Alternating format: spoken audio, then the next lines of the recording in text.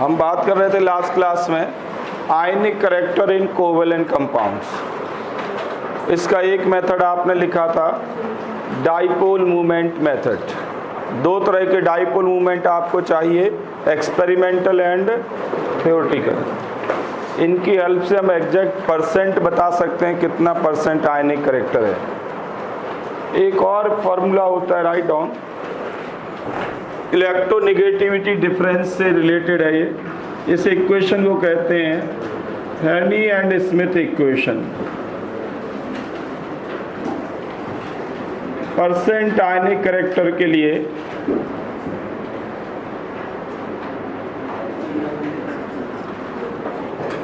.16 delta plus 0.035 delta square into 100। इसमें delta है difference in electronegativity,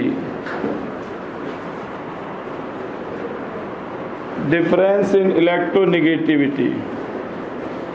जैसे आपके पास मान लीजिए बॉन्ड ए बी है, कोवेलेंट बॉन्ड, तो ए और बी के बीच का इलेक्ट्रोनेगेटिविटी डिफरेंस हमने डेल्टा से लिखा है। तो इलेक्ट्रोनेगेटिविटी डिफरेंस आपको दे दिया जाए रेडीमेड, तो आप एग्जैक्ट परसेंट बता सकते हैं। एक प्रॉब्लम करें, जैसे अगर आपसे कहें कि डेल्टा की वैल्यू है 2.1, निकालो परसेंट आयनिक करेक्टर। सॉल्व करो जरा देखें।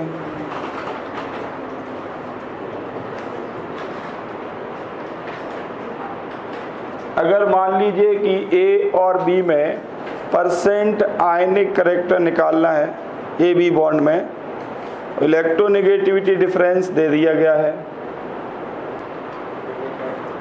15.7 आ रहा है। सॉल्व करो पूरा ढंग से।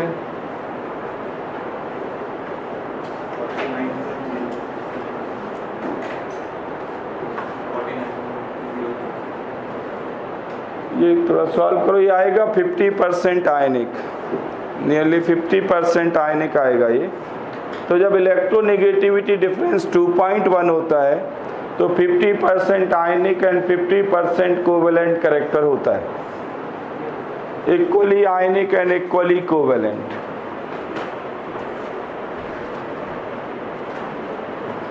और अगर आयनिक करेक्टर बढ़ाना हो तो आपको डेल्टा बढ़ाना होगा। तो अगर डेल्टा 2.1 से ग्रेटर है तब हम कह सकते हैं परसेंट आयनिक करेक्टर ये भी ग्रेटर हो जाएगा 50% से ज़्यादा।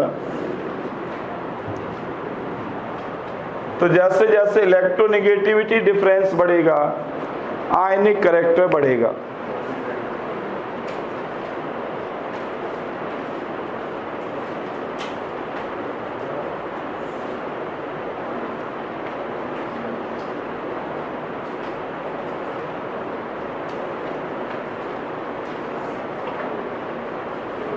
समझ में आ गया इतना आप सबको? तो दो तरीके हैं कोवेलेंट कंपाउंड में आयनिक करेक्टर फाइंड करने के, ठीक है। तो आयनिक कंपाउंड में कोवेलेंट करेक्टर, कोवेलेंट कंपाउंड में आयनिक करेक्टर।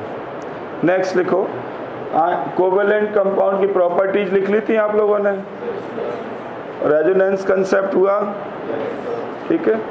तो ये तो बात हुई अबाउट हाइब्रिडाइजेशन कंसेप्ट और उससे जो बॉन्ड बनते हैं उनके फॉर्मेशन का एक्सप्लेनेशन।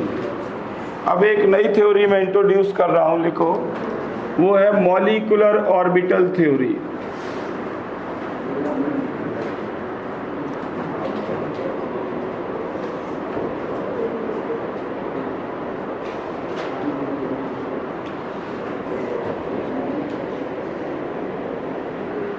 मॉलिक्यूलर ऑर्बिटल थ्योरी, ये थ्योरी भी किससे डील करती है? It deals with the formation of covalent bond.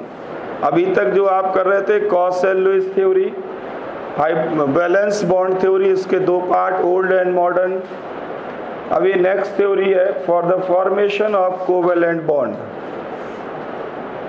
अभी नई थ्योरी की जरूरत क्यों पड़ी? तो आंसर ये है कि जो आप हाइब्रिडाइजेशन कंसेप्ट कर रहे हैं, ये कहें वैलेंस बॉन्ड थ्योरी जो आप कर रहे हैं, ये भी इनकम्प्लीट है। इस थ्योरी की हेल्प से भी हम सारे ऑब्जर्वेशंस एक्सप्लेन नहीं कर पाते। कौन से ऑब्जर्वेशंस एक्सप्लेन नहीं हो पाते? जैसे मैग्नेटिक कैरेक्टर, कई मॉलिक्यूल का मैग्नेटिक कैरेक्टर नहीं बता पाए, कई मॉलिक्यूल के मैग्नेटिक कैरेक्टर को एक्सप्लेन नहीं कर पाते हैं, बॉन्ड एंगल को एक्सप्लेन नहीं कर पाते हैं, बॉन्ड एनर्जी को एक्सप्लेन नहीं कर पाते हैं। जैसे कुछ एग्जांपल दूं आपको स्ट्रक्चर ऑफ एटम में ये बताया मैंने कि पैरामैग्नेटिक किसको कहते हैं? ऐसा मॉलिक्यूल, आयन या एटम कुछ भी हो जिसके पास अनपेड इलेक्ट्रॉन हो, उनको पैरामैग्नेटिक सब्सटेंस कहते हैं। और नहीं है अनपेड इलेक्ट्रॉन तो क्या कहते हैं? डायामैग्नेटिक। तो अब तक जो आपने थ्योरी पढ़ रखी है उस थ्योरी को यूज करें, वैलेंस बॉन्ड थ्योरी को यूज करें और बताएं O2 मॉलिक्यूल क्या होगा, पैरामैग्नेटिक या डायामैग्नेटिक? तो देखो बेसिक नॉलेज हम अपनी यूज करेंगे। ऑक्सीजन का इलेक्ट्रॉनिक कॉन्फ़िगरेशन बनाएंगे। ये इसका वैलेंस शेल है। वैलेंस शेल में कितने हाफ फील्ड ऑर्बिटल हैं? वैलेंस शेल में 2 हाफ फील्ड ऑर्बिटल हैं। अब 2 ऑक्सीजन एटम पास पास आके बॉन्ड बनाएंगे, इनके जो अनपेड इलेक्ट्रॉन है वो क्या हो जाएंगे? पेयर्ड हो जाएंगे। तो 2 तो बॉन्ड बन जाएंगे और 2 पेयर्ड इलेक्ट्रॉन बच जाएंगे, 2 सेट बच जाएंगे। तो हर एक के पास कितने लॉन पेयर होंगे? 2 लॉन पेयर होंगे। ये पूरी थ्योरी आपने पढ़ ली है। एक सिग्मा बॉन्ड बनेगा, एक पाई बॉन्ड बनेगा। अब आप इसको देखें ओवरलैपिंग को और बताएं कि क्या कोई ऑक्सीजन एटम ऐसा है जिसके पास अनपेयर्ड इलेक्ट्रॉन हो? क्या किसी के पास अनपेयर्ड इलेक्ट्रॉन बचेंगे? बिल्कुल नहीं। अनपेयर्ड इलेक्ट्रॉन तो पेयरिंग हो गई बॉन्डिंग के बाद, और ये ऑलरेडी पेयर्ड है। तो किसी भी ऑक्सीजन एटम के पास अनपेयर्ड इलेक्ट्रॉन नहीं है। इसलिए according to valence bond theory O2 molecule क्या है? Diamagnetic. According to valence bond theory O2 molecule diamagnetic है, according to valence bond theory. But experimental fact कुछ और है। एक्सपेरिमेंटल फैक्ट ये है कि O2 मॉलिक्यूल पैरामैग्नेटिक होता है। O2 मॉलिक्यूल पैरामैग्नेटिक होता है।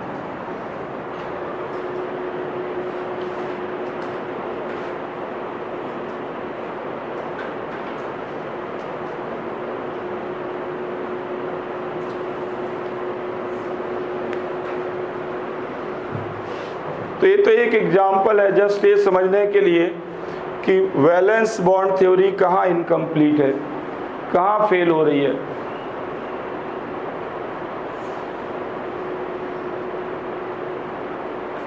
तो ऐसे कई मॉलिक्यूल हैं जिनके मैग्नेटिक नेचर को एक्सप्लेन नहीं कर पाए। कई मॉलिक्यूल में बॉन्ड एंगल एक्सप्लेन नहीं हो पाया, कई जगह बॉन्ड एनर्जी एक्सप्लेन नहीं हो पाई, और इवन कई जगह एग्जिस्टेंस भी एक्सप्लेन नहीं हो पाया। एग्जिस्टेंस जैसे आपसे कहें कि He2 मॉलिक्यूल एग्जिस्ट नहीं करता, but He2 plus ion exist करता है। He2 प्लस आयन एग्जिस्ट करता है। कैसे एग्जिस्ट करता है? तो ये वैलेंस बॉन्ड थ्योरी से एक्सप्लेन नहीं हो सकता। ये MOT से हम एक्सप्लेन करेंगे अभी, बट वैलेंस बॉन्ड थ्योरी इसमें फेल्ड है। तो कई मॉलिक्यूल और आयन के एग्जिस्टेंस को भी वैलेंस बॉन्ड थ्योरी से एक्सप्लेन नहीं कर सकते। फर्दर वैलेंस बॉन्ड थ्योरी से आपने ये पढ़ा है कि कैटायन न्यूट्रल एटम से बिगर होगा, कैटायन स्मॉलर होगा, एनायन बिगर होगा। वैलेंस बॉन्ड थ्योरी से हमने यही पढ़ा, अगर इनकी साइज को कंपेयर करें एटम टू एटम तो अकॉर्डिंगली बॉन्ड लेंथ एडजस्ट होगी।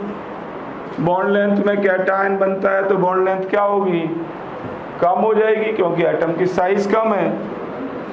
बट रियलिटी ये है कि N2 मॉलिक्यूल से बड़ा होता है N2+।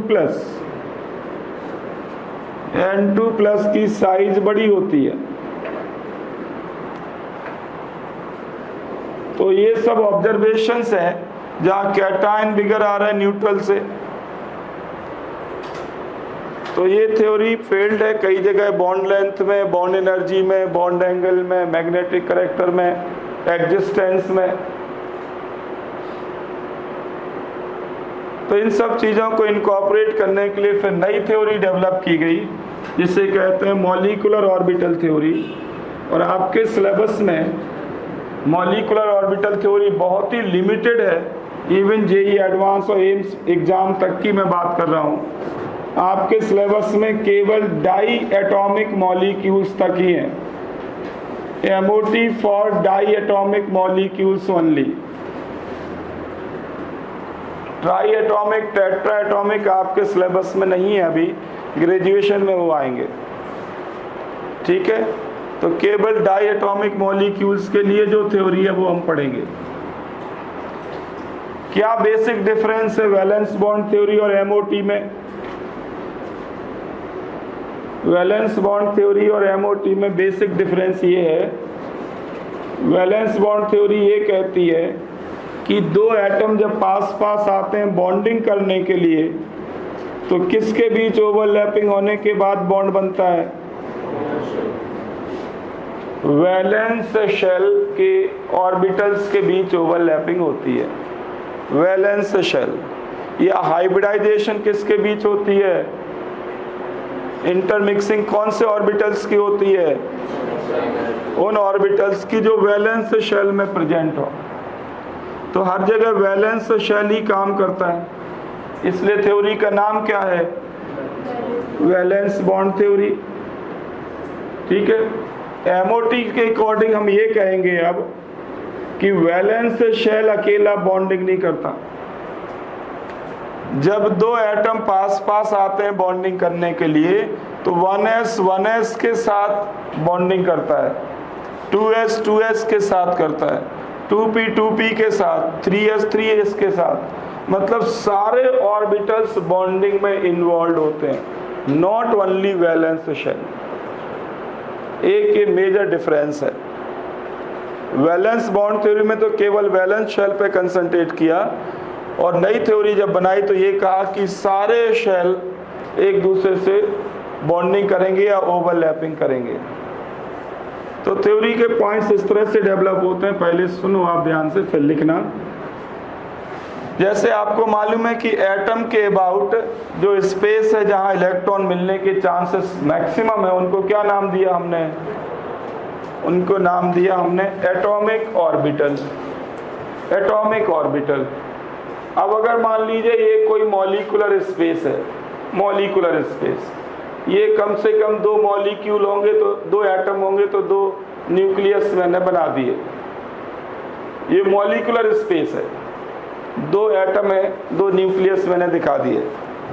मॉलिक्यूलर स्पेस के जो ये रीजन्स है, कोई भी पूरा रीजन, इसको हम नाम देते हैं मॉलिक्यूलर ऑर्बिटल। मॉलिक्यूलर ऑर्बिटल ये वर्ड यूज होगा। अभी तक जो आप सुन रहे थे वो था एटॉमिक ऑर्बिटल। एटॉमिक ऑर्बिटल किसको कहते हैं? एटॉमिक ऑर्बिटल एक सिंगल एटम से कनेक्टेड है और न्यूक्लियस के अबाउट वो रीजन जहां इलेक्ट्रॉन मिलने की प्रोबेबिलिटी मैक्सिमम हो, उसको एटॉमिक ऑर्बिटल कहते हैं। तो मॉलिक्यूलर ऑर्बिटल किसको कहेंगे? मॉलिक्यूल के अंदर वो रीजन जहां इलेक्ट्रॉन मिलने के चांसेस मैक्सिमम हो, उसको क्या नाम देंगे? Molecular orbital. तो वो मॉलिक्यूल के अंदर के रीजन होंगे। पॉइंट क्लियर है आपको? एटॉमिक ऑर्बिटल और मॉलिक्यूलर ऑर्बिटल में डिफरेंसेस दिमाग में रखने होते हैं। एटॉमिक ऑर्बिटल में इलेक्ट्रॉन कितने न्यूक्लियस के इन्फ्लुएंस में होता है बताओ? जैसे मान लो ये एस इलेक्ट्रॉन क्लाउड है, कितने न्यूक्लियस के इन्फ्लुएंस में होगा? एक ही न्यूक्लियस के। एटम में एक ही न्यूक्लियस होता है, बट मॉलिक्यूल के अंदर जो इलेक्ट्रॉन क्लाउड होगा कहीं भी, वो कम से कम कितने न्यूक्लियस के इन्फ्लुएंस में होगा? 2 के। अगर डाई एटॉमिक है, ट्राई एटॉमिक मॉलिक्यूल है तो 3 के इन्फ्लुएंस में होगा। तो वो तो डिपेंड करता है कि क्या एटॉमिसिटी है उस मॉलिक्यूल की। टेट्रा एटॉमिक है तो 4 एटम या 4 न्यूक्लियस के इन्फ्लुएंस में होगा। मतलब ये हम ऐसे बोलते हैं इसको कि एटॉमिक ऑर्बिटल मोनोसेंट्रिक होता है। वर्ड यूज करते हैं मोनोसेंट्रिक। मोनोसेंट्रिक मतलब एक न्यूक्लियस के इन्फ्लुएंस में। बट मॉलिक्यूलर ऑर्बिटल कैसा होता है? पॉलीसेंट्रिक। सुनो पहले ध्यान से, फिर लिखना आप। पहले तो मैं बेसिक डिफरेंसेस की बात कर रहा हूं इन दोनों में। एटॉमिक ऑर्बिटल एक एटम के स्पेस, मॉलिक्यूलर ऑर्बिटल मॉलिक्यूल का स्पेस। एटॉमिक ऑर्बिटल एक न्यूक्लियस के इन्फ्लुएंस में, बट मॉलिक्यूलर ऑर्बिटल 2 और मोर न्यूक्लियाई के इन्फ्लुएंस में। अब मॉलिक्यूलर ऑर्बिटल में ये रीजन से हमने जिनको डिवाइड किया है, ध्यान दें, ये है इंटर न्यूक्लियर लाइन। अगर इलेक्ट्रॉन क्लाउड इस न्यूक्लियर लाइन पे है, इस न्यूक्लियर लाइन पे है, तो इनको 2 नाम दिए जाते हैं। जो बिटवीन द न्यूक्लियाई है इसे कहते हैं सिग्मा इलेक्ट्रॉन क्लाउड, और जो दोनों तरफ है उसको नाम देते हैं सिग्मा स्टार इलेक्ट्रॉन क्लाउड, जो न्यूक्लियस के आइदर साइड है, नॉट बिटवीन।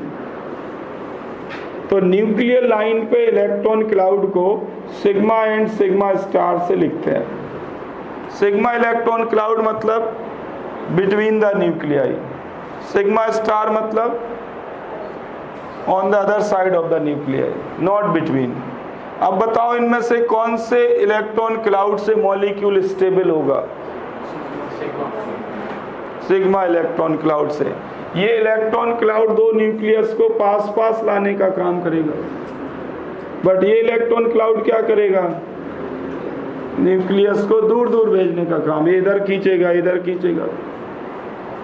तो सिग्मा स्टार इलेक्ट्रॉन क्लाउड तो मॉलिक्यूल को अनस्टेबल करता है, but sigma electron cloud molecule को स्टेबल करता है। इसलिए इनके नेम क्या पड़ गए? सिग्मा इलेक्ट्रॉन क्लाउड को कहते हैं बॉन्डिंग मॉलिक्यूलर ऑर्बिटल। आगे वर्ड क्या आएगा?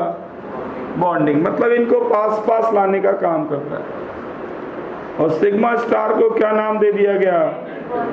Anti bonding, against bonding. तो ये इलेक्ट्रॉन क्लाउड अगेंस्ट बॉन्डिंग है, ये चाहेंगे कि न्यूक्लियस दूर दूर चले जाए। तो न्यूक्लियर लाइन पे 2 तरह के electron cloud, sigma and sigma star. एक मॉलिक्यूल को स्टेबल करने के लिए और दूसरा अनस्टेबल करने के लिए। इसी तरह से पाई इलेक्ट्रॉन क्लाउड भी होते हैं इसी रीजन में। ये इंटर न्यूक्लियर लाइन के ऊपर और नीचे का ये रीजन क्या कहलाता है? पाई electron cloud, but between the nuclei, nuclear line के ऊपर और नीचे।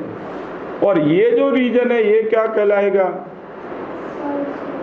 ये कहलाएगा पाई स्टार। तो 2 तरह के इलेक्ट्रॉन क्लाउड होते हैं फर्दर, जो न्यूक्लियर लाइन पे नहीं है, न्यूक्लियर लाइन के ऊपर और नीचे हैं, उनको कहेंगे pi and pi star. Pi electron cloud कौन सा?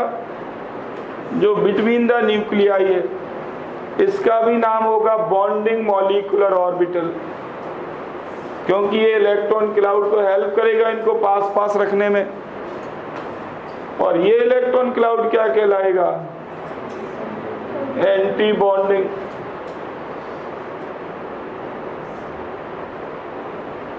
तो आप बताएं इनमें से कौन से रीजन में इलेक्ट्रॉन की एनर्जी कम होगी, सिग्मा में या पाई में? अगर इन दोनों में देखें तो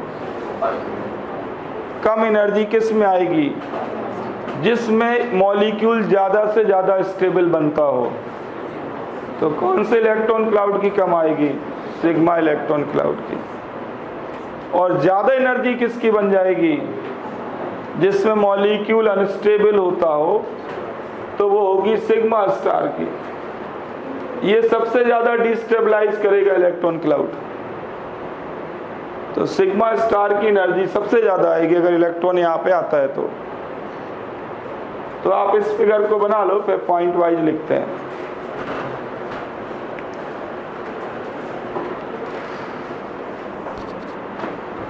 ये मैंने डाई एटॉमिक मॉलिक्यूल लिया केवल।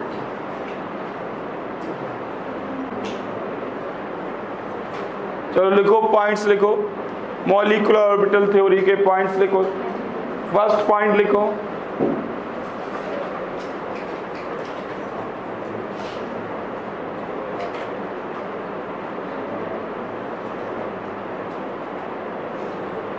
फर्स्ट पॉइंट लिखो,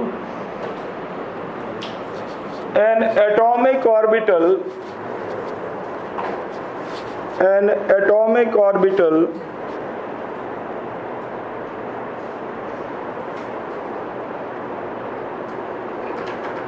is monocentric, whereas a molecular orbital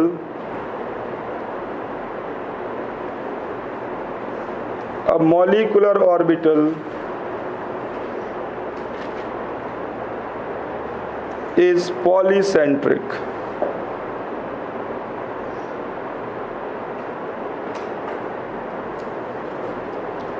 ठीक है। फॉर द सेकंड पॉइंट लिखो, अब ये जो मॉलिक्यूलर ऑर्बिटल बनाएंगे हम, ये कैसे बनते हैं? तो सेकंड पॉइंट, ये मॉलिक्यूलर ऑर्बिटल बनते हैं एटॉमिक ऑर्बिटल्स के बीच लीनियर कॉम्बिनेशन से। इसको कहते हैं LCAO, linear combination of atomic orbitals. तो लिख लो second point, molecular orbitals are formed by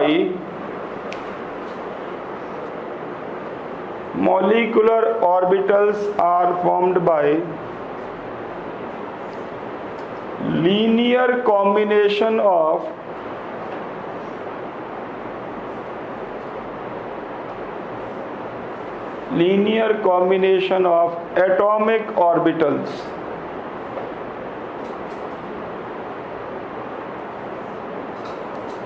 atomic orbitals of nearly same energy and same symmetry.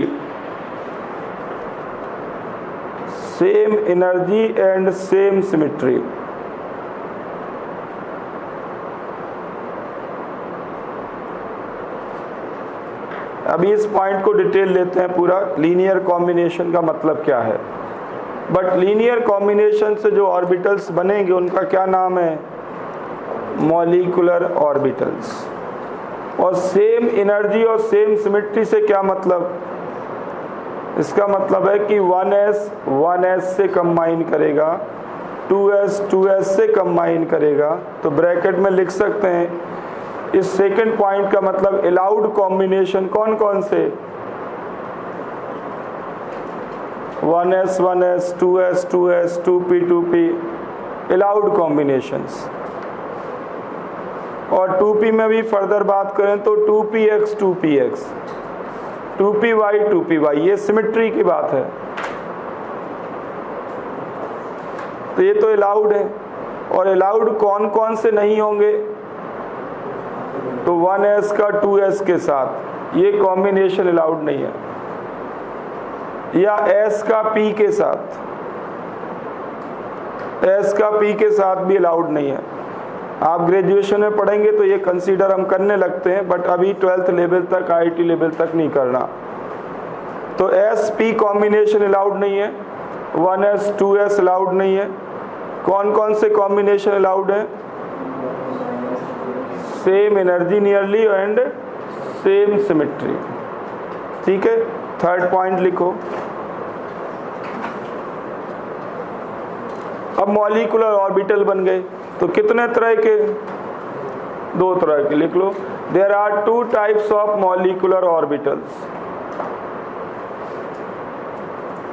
There are 2 types of molecular orbitals known as bonding molecular orbital and anti-bonding molecular orbital.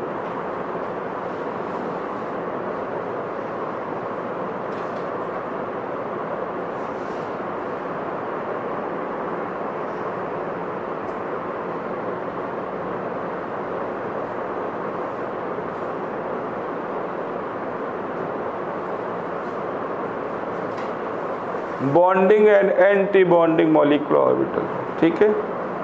Next point लिखो। किसकी energy कम होगी? Bonding molecular orbital की, BMO की energy कम होती है, तो लिख लो the energy of BMO is less than that of ABMO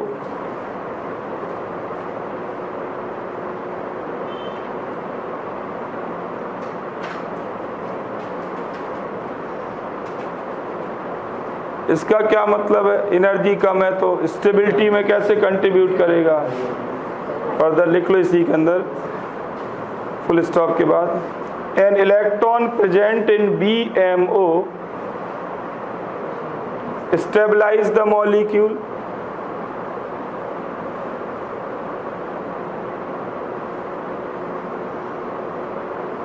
whereas an electron in ABMO destabilize the molecule.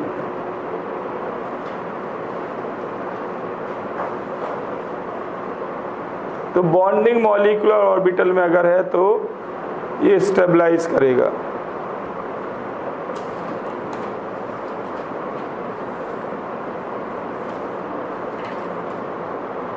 Next point लिखो। अब हमें इलेक्ट्रॉन की फिलिंग करनी है मॉलिक्यूलर ऑर्बिटल्स में, तो मॉलिक्यूलर ऑर्बिटल्स में फिलिंग कैसे होगी? तो तीनों रूल्स फॉलो करेंगे। कौन कौन से?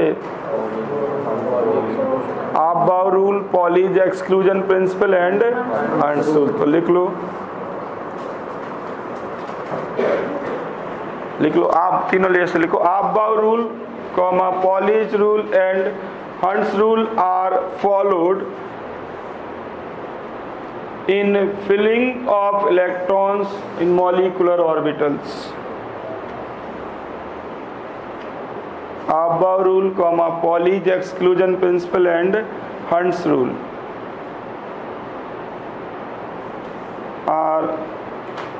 are followed in filling of electrons in molecular orbitals.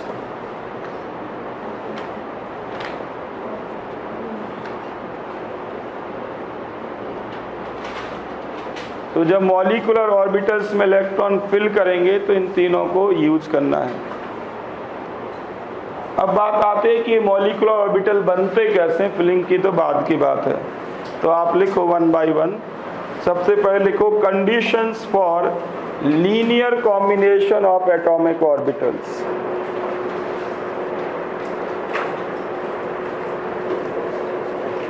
Conditions for linear combination of atomic orbitals.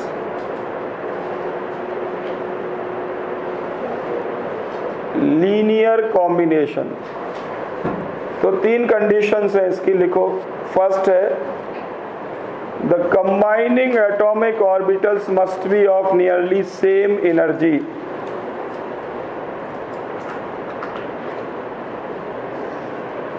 Combining atomic orbitals must be of nearly same energy.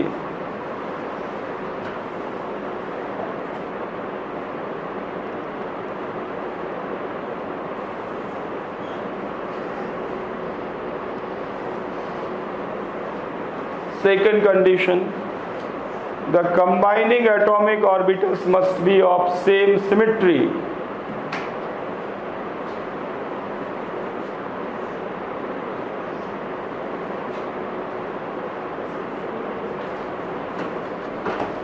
Same energy हो, सेम सिमेट्री हो, और तीसरी condition है the atomic orbitals must have maximum extent of overlapping, maximum extent of overlapping, जितना maximum overlap करा सकते हैं तो उनका पार्ट ओवरलैप कराएं।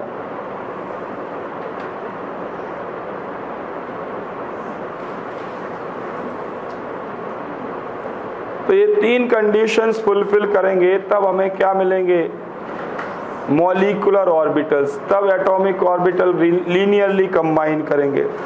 तो थोड़ा मैथमेटिक्स वर्ड में मैं बात करूं तो लीनियर का मतलब क्या होता है, लीनियर कॉम्बिनेशन मैथमेटिकल वर्ड है, क्या मतलब इसका, इसका मतलब होता है एडिशन और सब्ट्रैक्शन, ये मीनिंग है सिंपल लीनियर कॉम्बिनेशन की, लिख लो आप। लीनियर कॉम्बिनेशन मैथमेटिकल वर्ड है, इसका मतलब है एडिशन एंड सब्ट्रैक्शन। इन दोनों को इकट्ठा बोलना हो तो क्या बोल देते हैं, लीनियर कॉम्बिनेशन।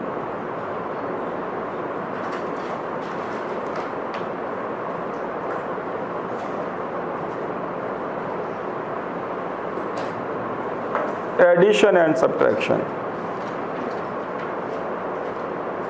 ठीक है। अब इसकी जरूरत क्यों पड़ी यहाँ पे, इसकी जरूरत क्यों पड़ी, तो देखो LCAO का अल्टीमेट रीजन क्या है, इसको आप ऐसे लिख सकते हैं, क्वालिटेटिव एनालिसिस, ये लिख लो, क्वालिटेटिव एनालिसिस ऑफ LCAO,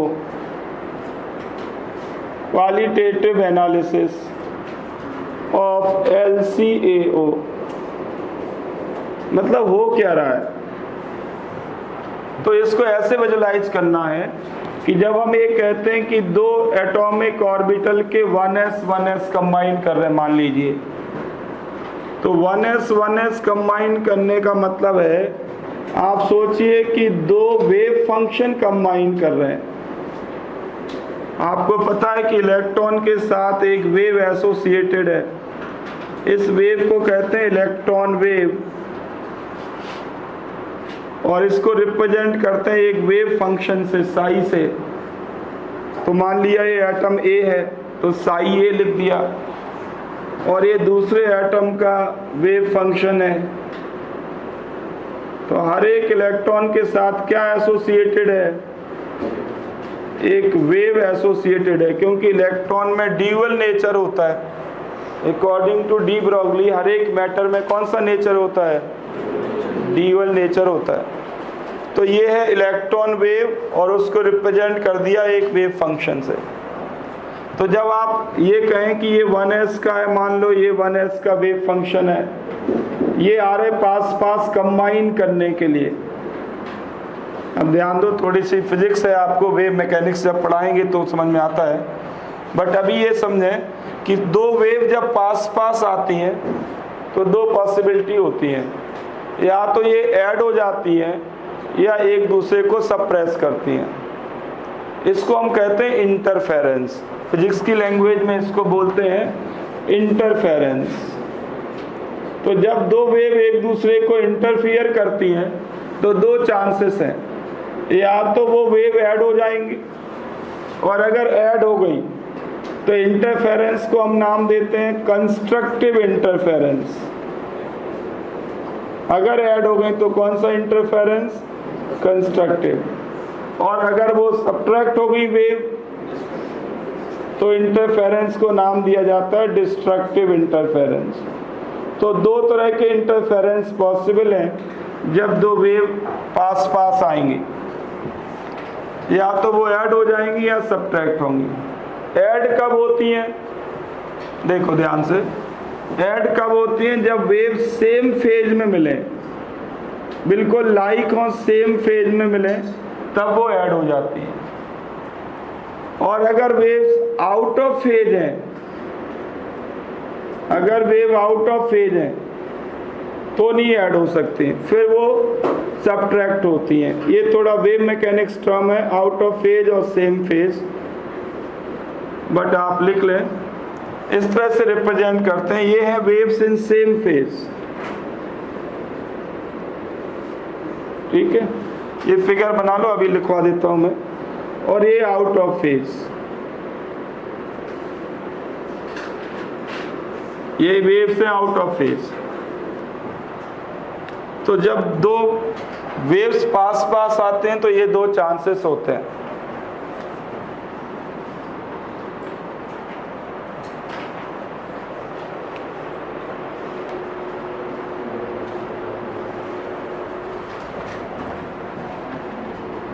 देखो, इसको फिजिकली ऐसे सोचना है, इसकी फिजिकल मीनिंग क्या है सिंपल मैथमेटिक्स की, यह ध्यान दें। एडिशन और सब्ट्रैक्शन की फिजिकल मीनिंग क्या है?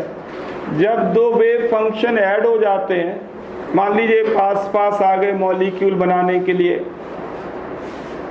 जब दो वेव फंक्शन ऐड हो जाते हैं या दो वेव जब सेम फेज में मिलती हैं, कंस्ट्रक्टिव इंटरफेरेंस होता है, तब इलेक्ट्रॉन डेंसिटी इंक्रीज होती है between the nuclei.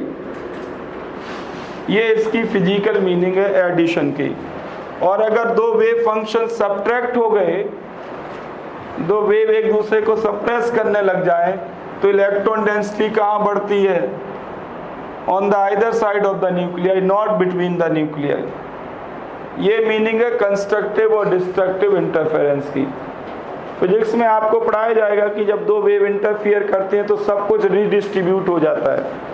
Wave mechanics में आपको ये सिखाया जाएगा इक्वेशंस के साथ, हमें उसमें वेव मैकेनिक्स में नहीं जाना। फिजिकल मीनिंग आप समझ लें कि दो वेव ऐड होंगी तो इलेक्ट्रॉन डेंसिटी कहाँ पे बढ़ेगी? Between the nuclei. और अगर वो एक दूसरे को सब्ट्रैक्ट करें, सप्रेस करें, तो on the either side of nuclei ये बढ़ती है। तो बताएं आप, इन दोनों के कॉम्बिनेशन से जो नया साई बनेगा उसको नाम देते हैं मॉलिक्यूलर ऑर्बिटल के लिए साई। बट बॉन्डिंग है एंटी बॉन्डिंग? तो ये कहलाएगा बॉन्डिंग मॉलिक्यूलर ऑर्बिटल। इनके कॉम्बिनेशन से जो नया इलेक्ट्रॉन क्लाउड बनेगा, और ये क्या कहलाएगा? Anti bonding. तो कंस्ट्रक्टिव इंटरफेरेंस से हमें मिलता है बॉन्डिंग मॉलिक्यूलर ऑर्बिटल, और डिस्ट्रक्टिव से क्या मिलेगा? Anti bonding.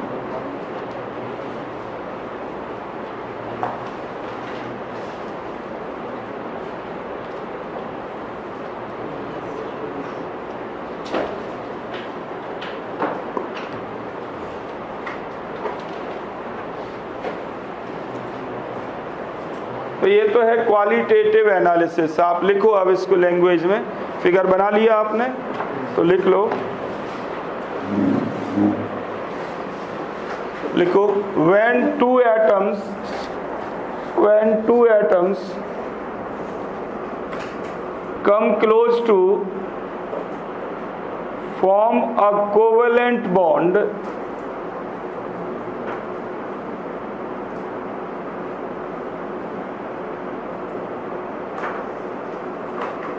then there is linear combination of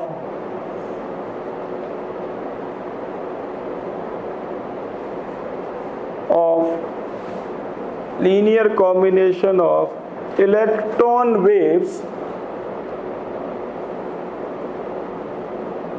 associated with the electrons.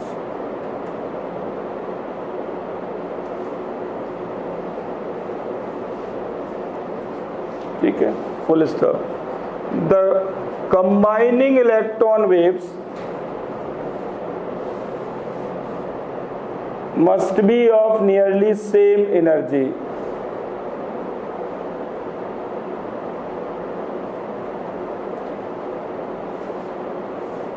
मतलब 1s इलेक्ट्रॉन की इलेक्ट्रॉन वेव 2s इलेक्ट्रॉन की इलेक्ट्रॉन वेव कंबाइन नहीं कर सकते।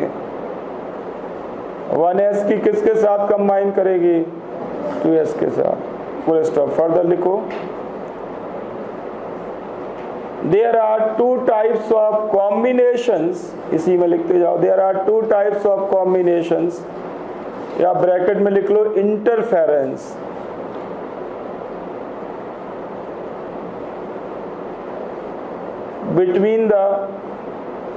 between the electron waves.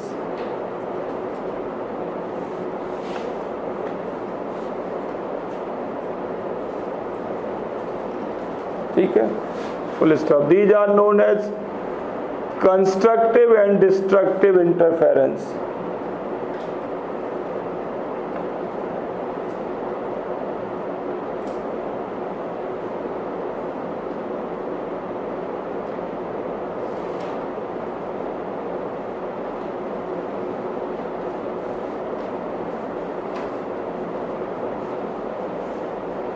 Full stop. Further लिखो, in constructive interference electron waves meet in same phase. In constructive interference electron waves meet in same phase.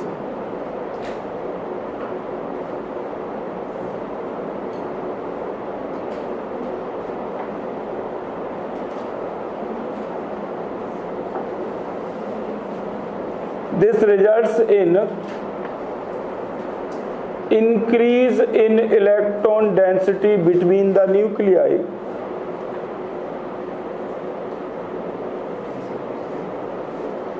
This results in increase in electron density between the nuclei of combining atoms.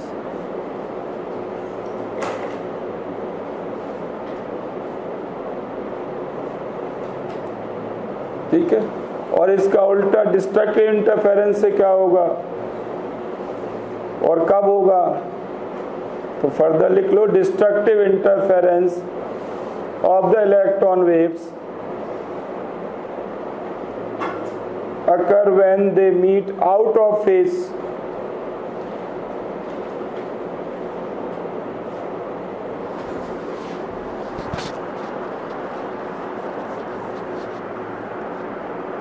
Out of phase, and this results in increase in electron density on the other side of the nuclei.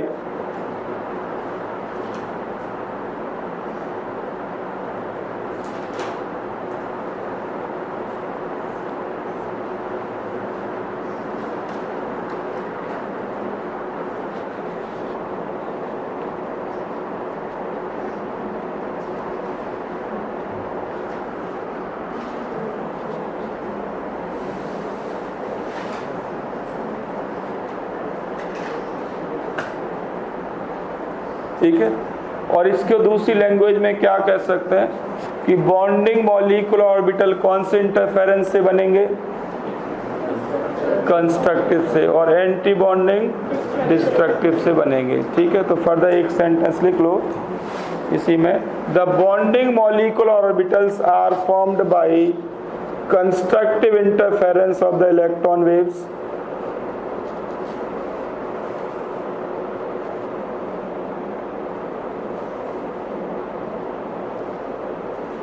whereas ABMO are formed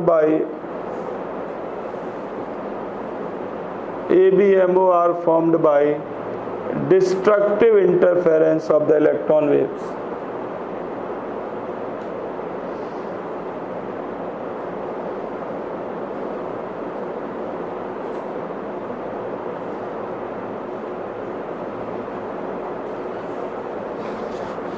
ठीक है, तो ये तो है qualitative analysis. अब अगर इसको energy diagram दिखाना चाहें, एनर्जी प्रोफाइल फॉर्म में, तो कैसे दिखाएं? इसको ऐसे भी रिप्रेजेंट किया जाता है इस कॉम्बिनेशन को कि ये है एनर्जी एक्सिस, और जो एटॉमिक ऑर्बिटल कंबाइन करने आ रहे हैं वो सेम एनर्जी के होने चाहिए नियरली. ये साई ए और साई बी बिल्कुल सेम लेवल पे दिखाना. जब ये कंबाइन करते हैं तो जितने एटॉमिक ऑर्बिटल कंबाइन करते हैं उतने ही क्या बनते हैं? Molecular orbital. नंबर में कोई चेंज नहीं आता, बट एक लोअर एनर्जी का बनेगा एडिशन के बाद, और एक हायर एनर्जी का बनेगा कब? सब्ट्रैक्शन के बाद। ये एनर्जी के टर्म में ऐसे दिखाएंगे। एडिशन के बाद जो बना उसको नाम देंगे बॉन्डिंग मॉलिक्यूलर ऑर्बिटल, और सब्ट्रैक्शन से जो बना वो है एंटी बॉन्डिंग मॉलिक्यूलर ऑर्बिटल। तो एनर्जी फॉर्म में आप इस तरह से रिप्रेजेंट कर सकते हैं कि एटॉमिक ऑर्बिटल सेम एनर्जी के होने चाहिए, इनके कॉम्बिनेशन से मॉलिक्यूलर ऑर्बिटल बनेंगे, bonding and anti bonding. Lower energy का कौन होगा? बॉन्डिंग। तो ये एनर्जी प्रोफाइल है, एनर्जी डायग्राम इस तरह से बनाएंगे।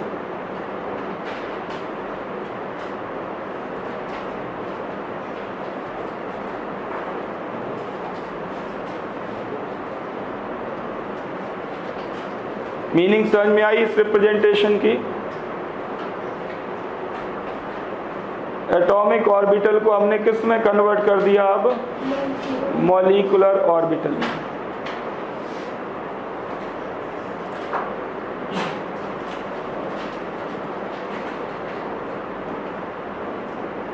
क्लियर है?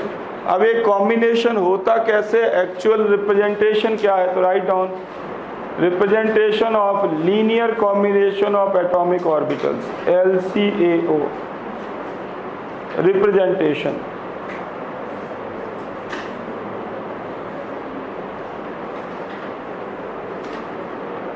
कैसे रिप्रेजेंट करें इसको?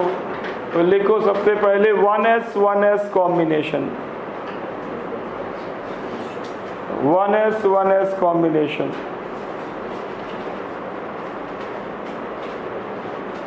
देखो एनसीईआरटी में फिगर बने हुए हैं, फिर बनाना आप एक बार देख लो कैसे बनाना है।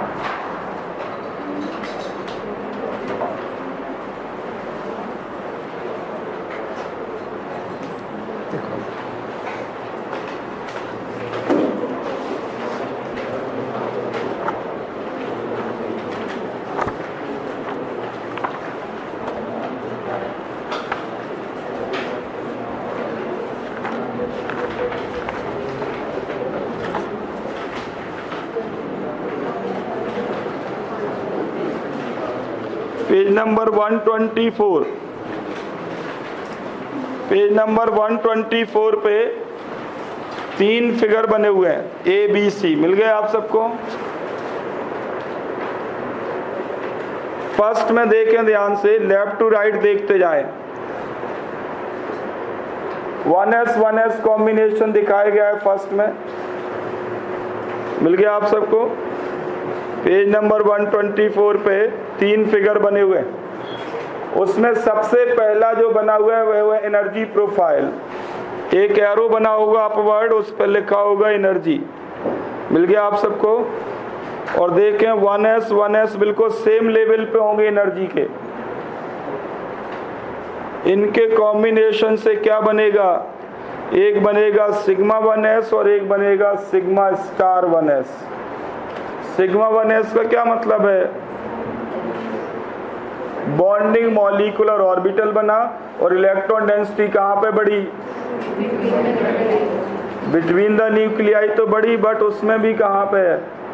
On the nuclear line. Sigma का मतलब ये है on the nuclear line, inter nuclear line. और सिग्मा स्टार 1s का क्या मतलब होगा? न्यूक्लियर लाइन के दोनों तरफ, नॉट बिटवीन द न्यूक्लियस। तो एक सिग्मा 1s है और दूसरा क्या है? Sigma star 1s। Energy profile दिखाई पड़ रहा सबको? अब उसके ठीक पैरेलल ओवरलैपिंग दिखाई गई है। नीचे देखें तो 1s के बीच में प्लस साइन लगा हुआ है। मिल गया आप सबको? और ऊपर देखें 1s के बीच क्या लगा हुआ है? Minus sign.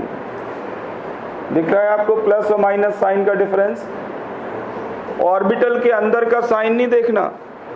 ऑर्बिटल के अंदर जो साइन बने हैं, जैसे स्फेरिकल शेप है, उसके अंदर जो साइन बना हुआ है वो तो है sign of wave function, psi का साइन है वो।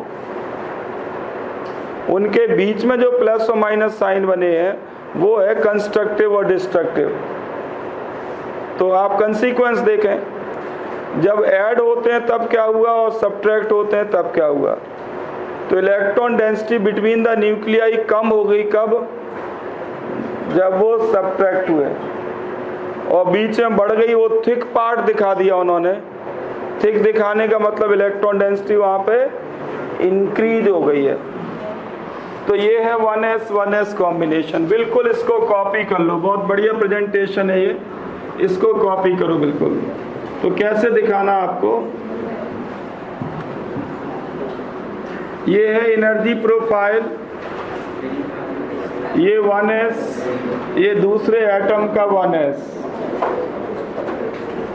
इनके कॉम्बिनेशन से आपको मिलेगा, एक तो मिलेगा सिग्मा 1s और दूसरा मिलेगा सिग्मा स्टार 1s।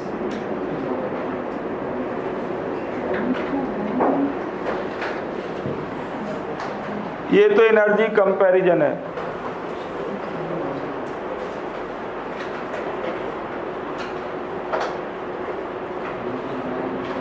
तो एटॉमिक ऑर्बिटल लीनियर कॉम्बिनेशन के बाद किस में बदल जाएंगे, मॉलिक्यूलर ऑर्बिटल में, sigma 1s and sigma star 1s। इसको कैसे रिप्रेजेंट करना है, इधर देखें, सिग्मा 1s जहां बनाया ठीक इसके पैरेलल दिखाना। ये बना किससे, दो 1s के एडिशन से। ये सेंटर पे उन्होंने जो डॉट बनाया है वो न्यूक्लियस है, जो डॉट फॉर्म में दिखाया, और इसके अंदर जो प्लस साइन बनाया वो वेव फंक्शन का साइन है।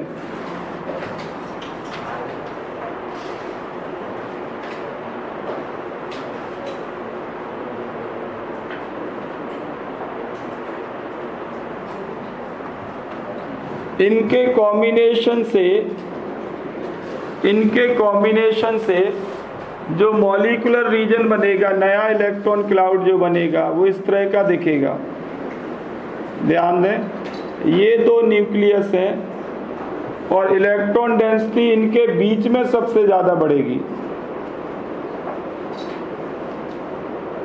Electron density on the nuclear line और बीच में बढ़ेगी। ये दो न्यूक्लियस हैं। ये जो इलेक्ट्रॉन क्लाउड है इसका क्या नाम है, इसे कहा गया सिग्मा 1s।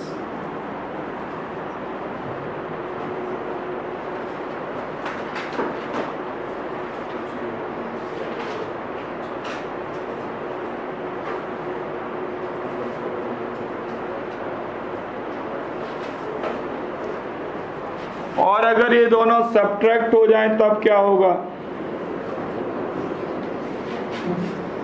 ये न्यूक्लियस है, ये प्लस साइन वेव फंक्शन का साइन है, और ये सब्ट्रैक्ट हो जाए तो ये न्यूक्लियर, ये स्पेस है आपके पास, आप डॉटेड फॉर्म में दिखा सकते हैं, पूरा सीधे सर्कल भी दिखा सकते हैं, एलिप्स फॉर्म में सॉरी। और ये एक न्यूक्लियस, ये दूसरा न्यूक्लियस। न्यूक्लियस के बीच में इलेक्ट्रॉन डेंसिटी क्या हो जाएगी, बहुत ही कम, ऑलमोस्ट 0, यहाँ बढ़ेगी। तो आप चाहें तो एनसीईआरटी फॉर्म ले लें, यहाँ स्पेस छोड़ ही दें पूरा। इस तरह से डिस्ट्रीब्यूशन हो जाएगा। इलेक्ट्रॉन डेंसिटी कहाँ इंक्रीज होगी, on either side of nuclei. Main है न्यूक्लियर लाइन पे बढ़ेगी।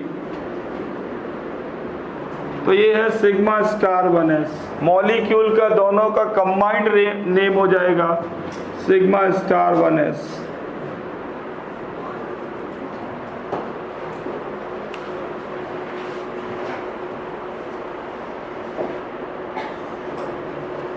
तो ध्यान दें, अगर कोई आपसे पूछे कि नोडल प्लेन किस में मिल सकता है, सिग्मा 1s में या सिग्मा स्टार 1s में, तो आंसर है सिग्मा स्टार 1s में।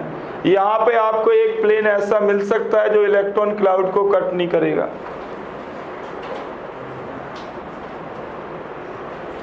तो मॉलिक्यूल के अंदर आपको एक प्लेन ढूंढना है जो इलेक्ट्रॉन क्लाउड को कट ना करे। तो सिग्मा स्टार 1s में नोडल प्लेन है, सिग्मा 1s में नहीं है।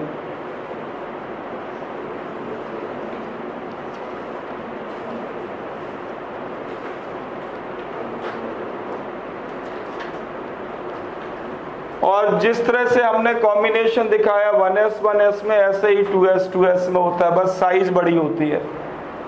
1s और 2s में किस चीज का डिफरेंस है? साइज का।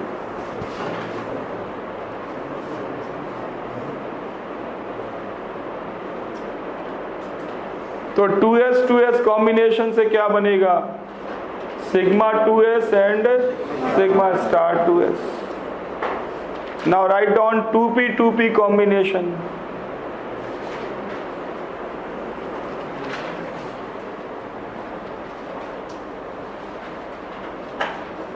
2p combination। तो according to IUPAC z axis को हमने मॉलिक्यूलर एक्सिस माना, तो 2pz कॉम्बिनेशन तो होगा जिससे बनेंगे sigma 2pz and sigma star 2pz। But 2px से क्या बनेंगे? पाई 2px and pi 2 star 2px, क्योंकि उनमें लेटरल ओवरलैपिंग होगी। तो लीनियर कॉम्बिनेशन के वक्त लेटरल और एक्सियल दोनों ओवरलैपिंग हो सकती हैं। तो लिखो आप सबसे पहले 2pz कॉम्बिनेशन, सेम सिमेट्री के होने चाहिए। 2pz कॉम्बिनेशन देख लो आप NCERT में एक बार फिर से उसी को, उसके नीचे क्या दिखाया गया है। पहले तो सेम एनर्जी प्रोफाइल बनाना, बिल्कुल सेम ही है, उसमें कोई चीज नहीं, नाम बदल दो बस। 1s की जगह क्या लिख दो इसे? 2pz। ये दूसरे एटम का 2pz, ये दोनों जब ऐड हो जाएंगे तो मिलेगा आपको सिग्मा 2pz, और सब्ट्रैक्ट होने पे मिलेगा सिग्मा स्टार 2pz। यहाँ आप नोट कर लें एक पॉइंट कि z एक्सिस को हमने क्या मान लिया? Molecular axis.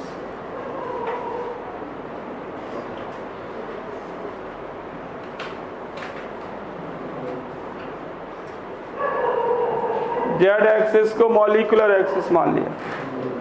अब आप देखें उसी फिगर बी को देखें, NCERT में फिगर बी को ध्यान से देखें। तो जब इनका लीनियर कॉम्बिनेशन होता है, कंस्ट्रक्टिव इंटरफेरेंस होता है, तो दोनों न्यूक्लियस के बीच वाला एरिया थिक दिखाया उन्होंने। थिक दिखाने का मतलब क्या है? कि इलेक्ट्रॉन डेंसिटी बढ़ रही है कहाँ पे? Between the nuclei. और जब दोनों को सब्ट्रैक्ट किया तब क्या दिखाया?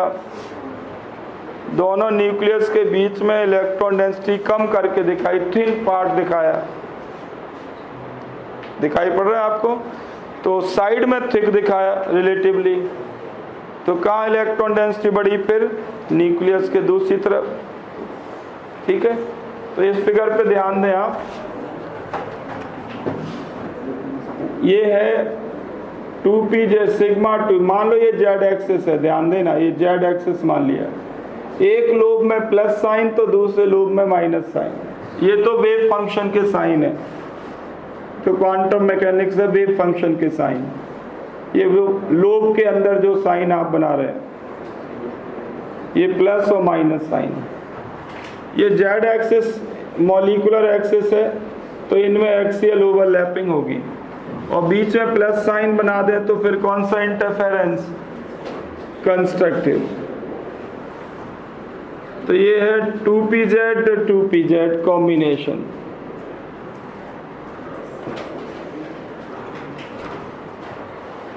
जब ये कंबाइन करेंगे तो कैसा दिखेगा आपको? इलेक्ट्रॉन डेंसिटी बढ़ेगी कहाँ पे? एक न्यूक्लियस ये है, दूसरा न्यूक्लियस ये है। इलेक्ट्रॉन डेंसिटी बढ़ेगी बिटवीन द न्यूक्लियाई। ये पार्ट आप थोड़ा थिक दिखाएंगे और साइड वाला पार्ट थिन दिखाएंगे। तो इलेक्ट्रॉन डेंसिटी बढ़ेगी between the nuclei and on the nuclear line. ये है सिग्मा 2pz। इसमें प्लस साइन दिखा देंगे और बाकी दोनों में माइनस साइन। ये सिग्मा 2pz का रिप्रेजेंटेशन है।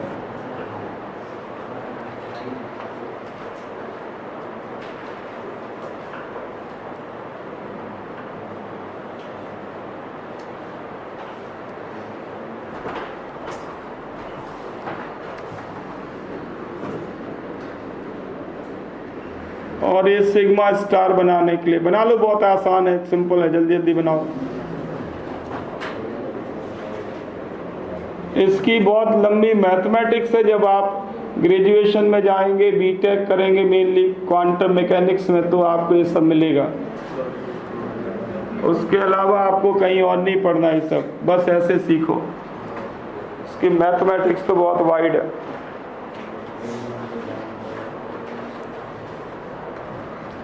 इनके बीच में आपको बनाना है अब माइनस साइन।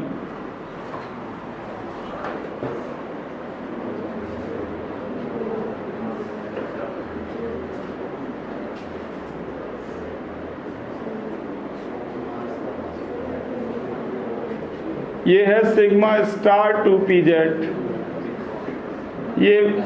ये माइनस साइन तो ये प्लस, ये माइनस साइन तो ये plus, alternate plus minus plus minus.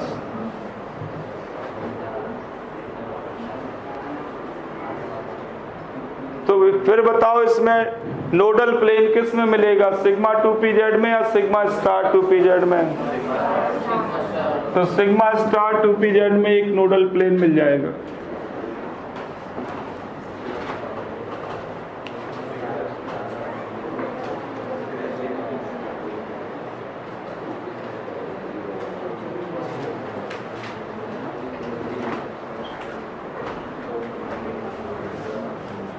जल्दी बनाओ। एक और है, वो है लेटरल ओवरलैपिंग के लिए, लिखो जल्दी। 2px कॉम्बिनेशन, जल्दी बनाओ इनको। 2px combination.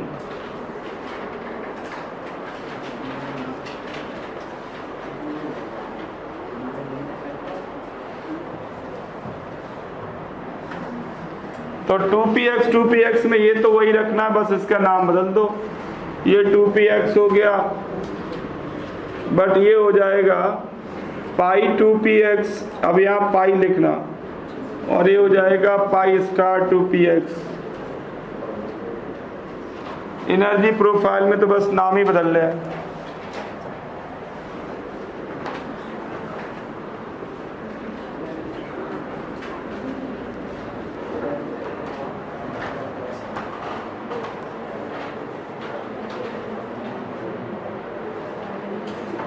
अब देखो इनके पैरेलल आपको बनाना है ओवरलैपिंग, तो ध्यान देना मॉलिक्यूलर एक्सिस तो जेड एक्सिस है और ये है 2px, तो 2px तो जेड के परपेंडिकुलर होगा, ये जेड एक्सिस है, इसके परपेंडिकुलर ले लो आप।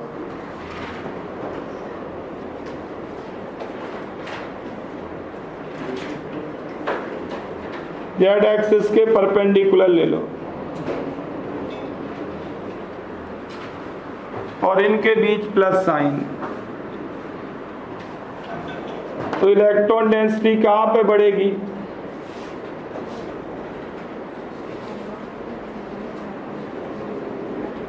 एक न्यूक्लियस से दूसरा न्यूक्लियस से इलेक्ट्रॉन डेंसिटी बढ़ेगी between the nuclei but not on the nuclear line, above the nuclear line and below the nuclear line। ऐसे इलेक्ट्रॉन क्लाउड दिखाएंगे, above the nuclear line and below the nuclear line, यहाँ electron density बढ़ेगी।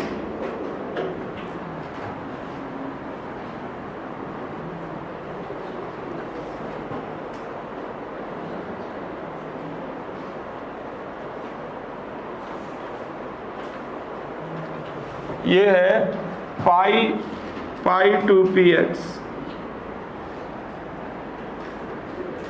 इसमें किसी एक में plus sign बना सकते हैं, दूसरे में माइनस साइन। ध्यान देना ये प्लस माइनस अगर साइन बनाने हैं तो अपर लोब में प्लस साइन तो नीचे वाले में माइनस।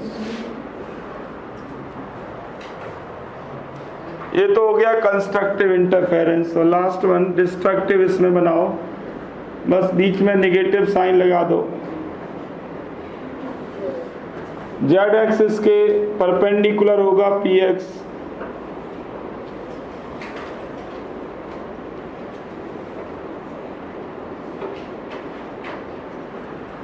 इनको सब्ट्रैक्ट कर दें तो electron density between the nuclei आपको कम मिलेगी। Between the nuclei electron density कम मिलेगी।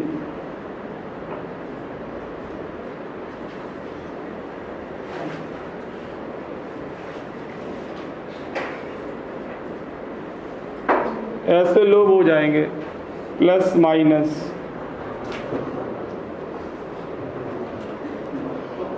Minus plus. ये है पाई स्टार 2px।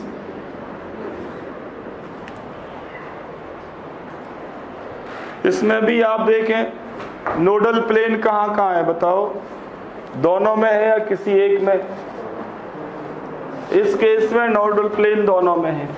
पाई 2px में भी है जो न्यूक्लियर लाइन से पास होगा, और पाई स्टार 2px में है, इसमें दो मिलेंगे, एक बिटवीन और एक न्यूक्लियर लाइन वाला भी। तो पाई में दोनों में होंगे बॉन्डिंग और एंटी बॉन्डिंग, दोनों में नोडल प्लेन। तो ये तो रिप्रेजेंटेशन है कैसे लीनियर कंबाइन करते हैं ये, और आपको अलग अलग डिस्ट्रीब्यूशन वाले इलेक्ट्रॉन क्लाउड मिलते हैं। बट जो भी ये ऑर्बिटल्स बनाए इनको अरेंज करें एनर्जी ऑर्डर में, तो उस ऑर्डर को नाम देते हैं ऑफ-बाउ रूल। तो लिखो ऑफ-बाउ रूल। ऑफ-बाउ रूल मतलब arrangement of molecular orbitals in increasing order of energy. Increasing और डिक्रीजिंग कोई भी ऑर्डर बनाए, दैट इज ऑफ-बाउ रूल।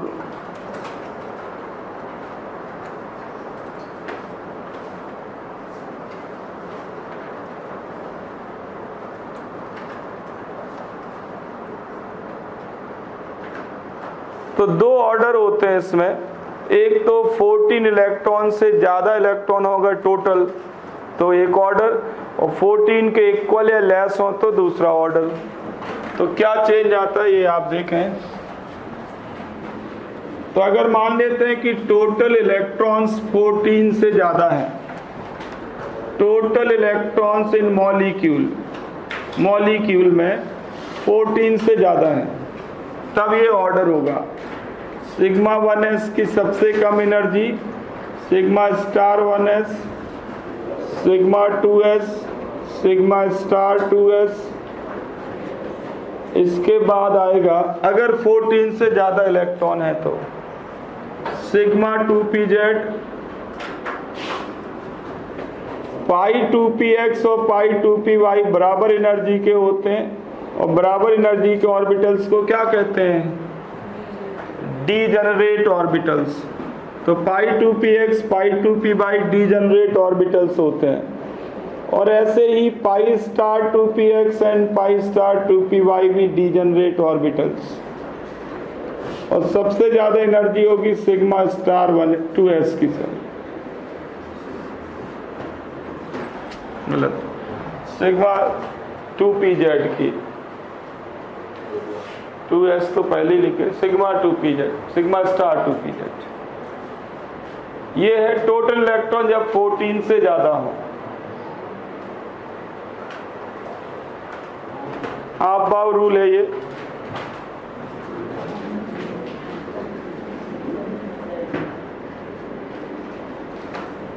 और टोटल इलेक्ट्रॉन 14 के इक्वल हो या लेस हो,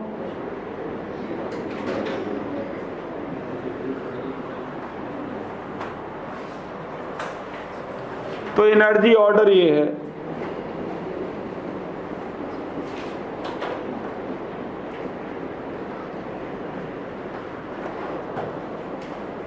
देखो बिल्कुल आसान है, यहाँ पे चेंज आता है, ध्यान दो। ये जो सिग्मा 2pz है ये हायर एनर्जी का हो जाता है, बस इतना ही चेंज आता है। तो पाई 2px pi 2py and sigma 2pz का ऑर्डर रिवर्स कर दो। केवल इसी पॉइंट पे चेंज मिलता है। अभी इस पॉइंट पे चेंज क्यों आता है आपको ये नहीं पढ़ना। हकीकत में आप क्वांटम मैकेनिक्स पढ़ रहे हैं और वो क्वांटम मैकेनिक्स आपको इस लेवल तक पढ़ना नहीं, बस रिजल्ट हम पढ़ रहे हैं। अभी आपको न्यूटोनियन मैकेनिक्स ठीक से नहीं आती होगी, आप उसको पढ़ेंगे। पूरी 11th की फिजिक्स जब सीख जाएंगे, 12th की सीख जाएंगे, तो समझिए कि न्यूटोनियन मैकेनिक्स आ रही है आपको। और न्यूटोनियन अभी पढ़ी नहीं और हम सीधे किसको पढ़ रहे हैं, क्वांटम मैकेनिक्स को। इसलिए थोड़ा ऐसे लगता है कि ये सब हम लिख के आ रहे हैं, पर हमें इसकी मैथमेटिक्स नहीं मालूम, हमें सीधे रिजल्ट्स मालूम है। तो ये रिजल्ट आपको फिर याद करने पड़ते हैं कि ये सीक्वेंस है।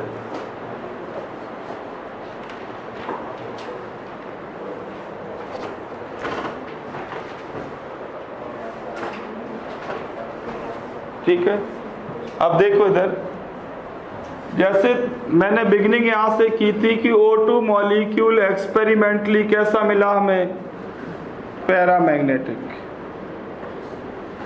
O2 मॉलिक्यूल हमें पैरामैग्नेटिक मिला।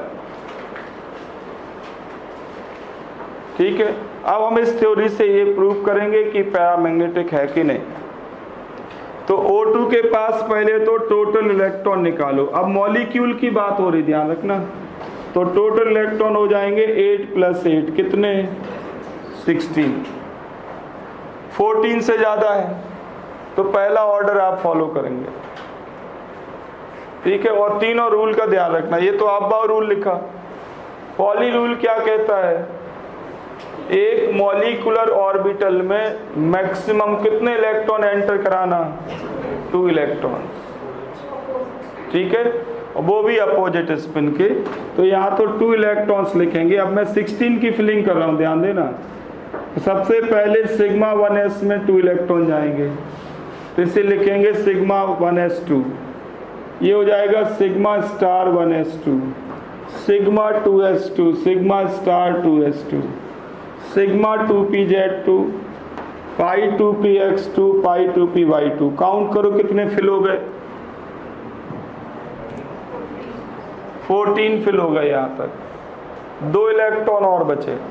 अब 2 इलेक्ट्रॉन को कैसे फिल करें इन दोनों में, दोनों 2px में कर दें और इसे 0 रखें, या दोनों में 1 1 फिल करें। तो यहाँ पे अप्लाइड है हंट्स रूल। हंट्स रूल क्या कहता है, डीजनरेट ऑर्बिटल्स में कैसे फिलिंग करनी।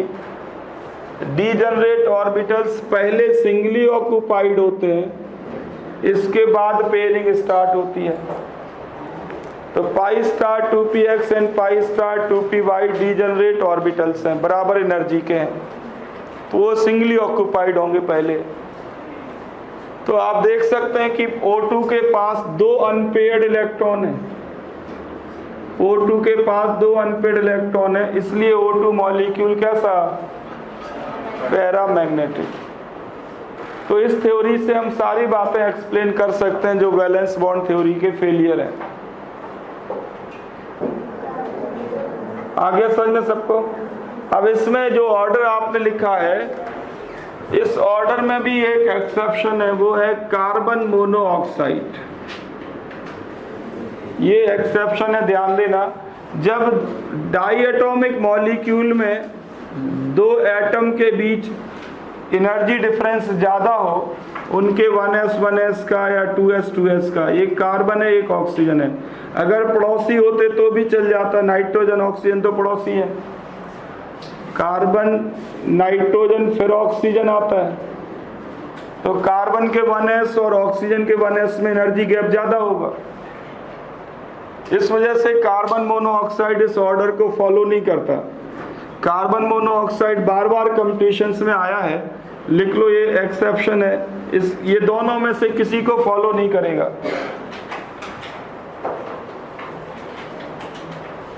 कार्बन मोनोऑक्साइड में इलेक्ट्रॉनिक कॉन्फ़िगरेशन डिफरेंट होगा, सीक्वेंस डिफरेंट होता है। इसमें क्या है, ये जो आपने ऑर्डर लिखा हुआ है, यहाँ पे थोड़ा चेंज करना है आपको। चेंज क्या करना है, कार्बन मोनोऑक्साइड की बात कर रहा हूं। ये जो सिग्मा स्टार 2s है, सिग्मा स्टार 2s, इसकी एनर्जी पाई से भी ज्यादा होती है, पाई 2px पाई 2py से भी ज्यादा होती है। आगे सेम है।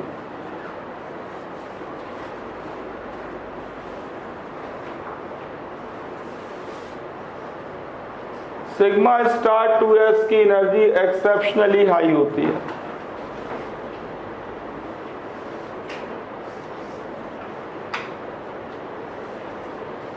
इसका रीजन आपको नहीं जानना है, कोई पूछेगा भी नहीं इस लेवल पे आपसे, बस इसको यूज करना है। अब यूज कैसे करना है ये देखें। तो एक टर्म मैंने पहले भी डिफाइन किया था, इसे कहते हैं बॉन्ड ऑर्डर। बॉन्ड ऑर्डर का मतलब क्या था? Number of bonds between specified atoms. यहाँ पे बॉन्ड ऑर्डर निकालने का एक फॉर्मूला भी है, वो है NB minus Na/2। Bond order या नंबर ऑफ बॉन्ड्स निकालने का फॉर्मूला है NB minus Na/2।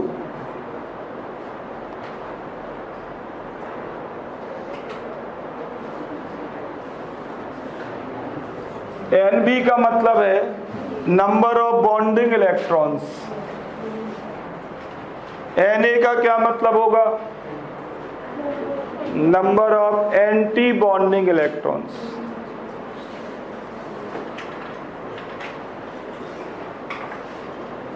Number of bonding electrons और number of anti bonding electrons, इनका डिफरेंस लेना है।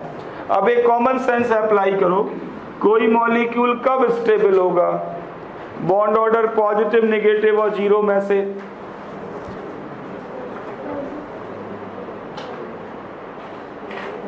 कोई मॉलिक्यूल कब स्टेबल होगा?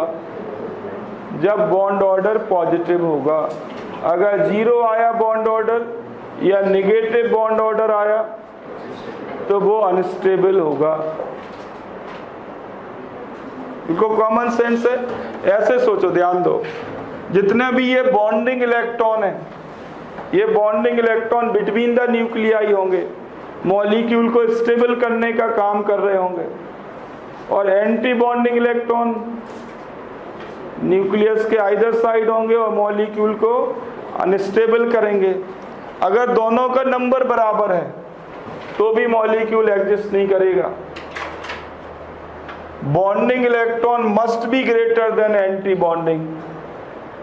न्यूक्लियस को पास पास लाने वाले इलेक्ट्रॉन का नंबर ज्यादा होना चाहिए।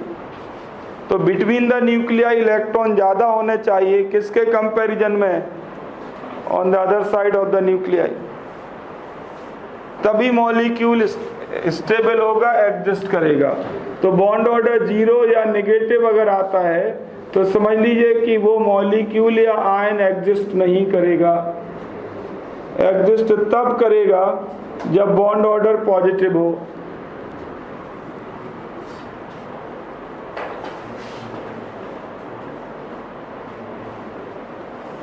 ऑब्वियस सी बात है, बॉन्ड ऑर्डर क्या है? Number of bonds. और नंबर ऑफ बॉन्ड जीरो आने का क्या मतलब?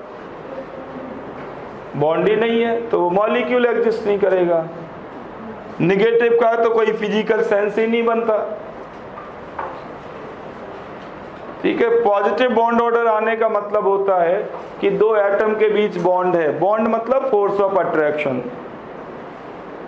बॉन्ड की मीनिंग क्या लेनी है आपको? Force of attraction. ये कुछ भी आ सकता है, इंटीजर भी हो सकता है और फ्रैक्शनल वैल्यू भी हो सकती है। वैलेंस बॉन्ड थ्योरी कहती है कि बॉन्ड 1 होगा, 2 होगा या 3 होगा। हाफ बॉन्ड तो होता नहीं। बट ये थ्योरी कहती है कि बॉन्ड ऑर्डर का मतलब सिंपली ये लेना कि न्यूक्लियस के बीच में इलेक्ट्रॉन है और उनको स्टेबल करने का काम कर रहे हैं। न्यूमेरिकली कुछ भी आए, इंटीजर वैल्यू आए या फ्रैक्शनल वैल्यू आए, बस बॉन्ड ऑर्डर कैसा होना चाहिए? पॉजिटिव। पॉजिटिव बॉन्ड ऑर्डर का मतलब दो न्यूक्लियस के बीच में बॉन्ड है। बॉन्ड मतलब फोर्स ऑफ अट्रैक्शन, तो ऑब्वियस सी बात है इलेक्ट्रॉन होंगे बीच में। तो बॉन्ड ऑर्डर पॉजिटिव होना चाहिए। अब आप बता सकते हैं कि He2 मॉलिक्यूल एग्जिस्ट क्यों नहीं करता, He2 प्लस एग्जिस्ट क्यों करता है? निकालो He2 का बॉन्ड ऑर्डर। तो He2 का इलेक्ट्रॉनिक कॉन्फ़िगरेशन बनाओ। He2 के पास टोटल इलेक्ट्रॉन कितने? 2 + 2 4 इलेक्ट्रॉन्स। तो सिग्मा 1s2 और दूसरा कहाँ जाएगा? सिग्मा स्टार 1s2, 4 फिल हो गए। बॉन्ड ऑर्डर क्या आएगा इसका? 0। Bonding minus anti bonding.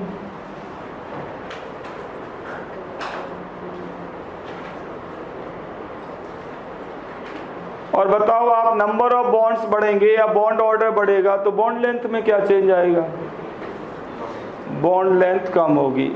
तो बॉन्ड ऑर्डर बढ़ने से बॉन्ड लेंथ डिक्रीज करती है। तो आप कह सकते हैं बॉन्ड लेंथ इनवर्सली प्रोपोर्शनल है बॉन्ड ऑर्डर के। बॉन्ड एनर्जी में क्या चेंज आएगा?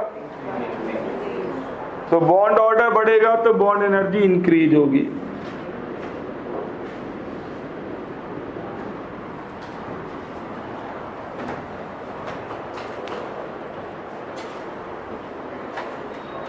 तो आप बता सकते हो N2N N2 प्लस आयन की साइज कंपेयर करो। N2N N2 प्लस आयन की साइज कंपेयर करो।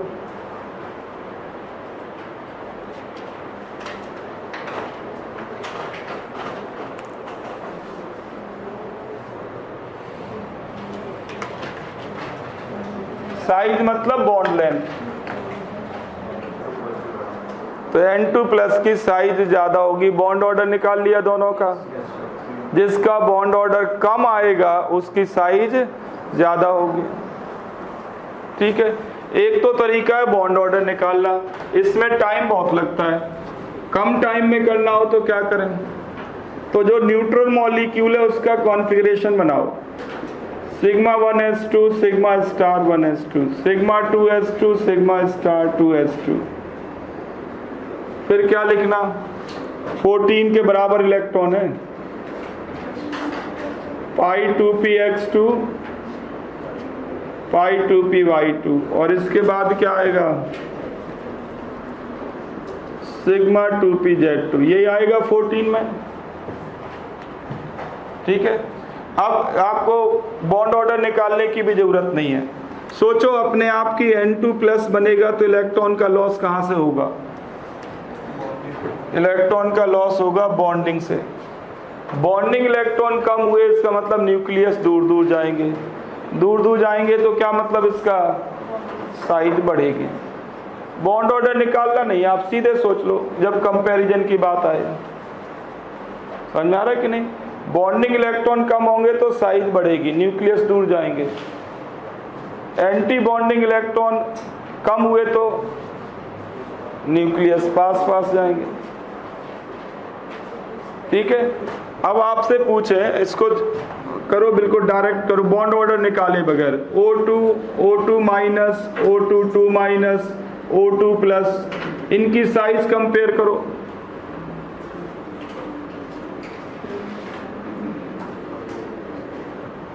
तो आप केवल O2 का कॉन्फ़िगरेशन बनाओ, ओनली O2, बाकी उसको देख के डायरेक्ट लिख सकते हैं। हर एक का बॉन्ड ऑर्डर निकालने में नहीं लगना आपको।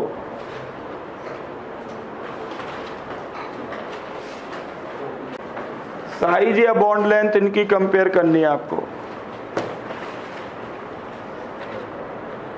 तो अभी थोड़ी देर पहले कॉन्फ़िगरेशन बनाया था हमने। और आखिरी में क्या मिला था आपको? Pi star 2px1 and pi star 2py1 बनाया था अभी कॉन्फ़िगरेशन। अब जरा सोचो, अगर O2 प्लस बनाए तो इलेक्ट्रॉन कहां से जाना होगा? एंटी बॉन्डिंग से। एंटी बॉन्डिंग इलेक्ट्रॉन कम होंगे तो साइज कम हो जाएगी। तो O2 प्लस की साइज O2 से कम होगी। और अगर इलेक्ट्रॉन ऐड करें तो भी पाई स्टार 2px1 में जाएगा एक। पेयरिंग करनी है अभी उनकी, और ऐड होंगे एंटी बॉन्डिंग में। एंटी बॉन्डिंग इलेक्ट्रॉन बढ़े तो साइज बढ़ेगी, इससे बड़ा हो जाएगा O2 माइनस, उससे भी बड़ा होगा O2 माइनस।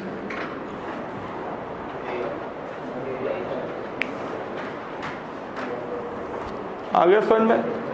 तो आप न्यूट्रल मॉलिक्यूल का कॉन्फ़िगरेशन बना लो और देखो कि इलेक्ट्रॉन अब ऐड करें या रिमूव करें तो कहां से जाएंगे। बेसिक दिमाग में रखो कि बॉन्डिंग इलेक्ट्रॉन बढ़ने से या एंटी बॉन्डिंग इलेक्ट्रॉन कम होने से साइज कम होती है। ठीक है, बॉन्डिंग इलेक्ट्रॉन इंक्रीज हो या एंटी बॉन्डिंग इलेक्ट्रॉन डिक्रीज हो तो साइज डिक्रीज होगी, न्यूक्लियस पास पास आएंगे। क्लियर है? तो बॉन्ड एनर्जी कंपेयर करना, बॉन्ड लेंथ कंपेयर करना, मैग्नेटिक नेचर बताना। आपसे कहें बताओ N2 मॉलिक्यूल क्या है, डायामैग्नेटिक या पैरामैग्नेटिक? बोलो। तो ये सामने बना हुआ है आपके स्ट्रक्चर, क्या कोई अनपेड इलेक्ट्रॉन दिख रहा है इसमें? तो N2 मॉलिक्यूल डायामैग्नेटिक है, N2 डायामैग्नेटिक है। क्लियर है? अब एक प्रॉब्लम जो फ्रीक्वेंटली आई है कंपटीशंस में, घर जाके करेंगे आप, carbon monoxide and CO plus में बॉन्ड लेंथ कंपेयर करो। ये प्रॉब्लम रिपीट हुई है, फ्रीक्वेंटली आई है, क्योंकि एक्सेप्शन है तो अक्सर एक्सेप्शन ही पूछते हैं। CO एंड CO प्लस में बॉन्ड लेंथ कंपेयर करो।